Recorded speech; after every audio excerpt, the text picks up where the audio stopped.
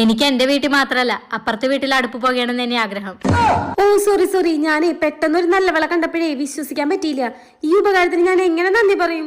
നന്ദിയൊന്നും വേണ്ട, നന്നായി പോയി അറ്റൻഡ് ചെയ്തിട്ട് വാ. രചന, ശരിട്ടാ.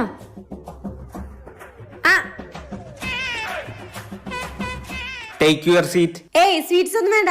വരുന്ന വഴിക്ക് ഞാനൊരു കാപ്പി കുടിച്ചു, നല്ല കടുപ്പത്തിലുള്ള കിടുക്കാച്ചി കാപ്പി. വാട്ട്? സാറിനെ പറ്റി കൊറേ കേട്ടു. നോണ അടിച്ച് പറയണേക്കാളും സത്യം ഒട്ടച്ചു പറയണത് ഇഷ്ടന്ന് കേട്ടു. സത്യസന്ധായിരിക്കും സാറേ. സാർ എന്ത് ജോലി പറഞ്ഞാലും ചെയ്തിരിക്കും.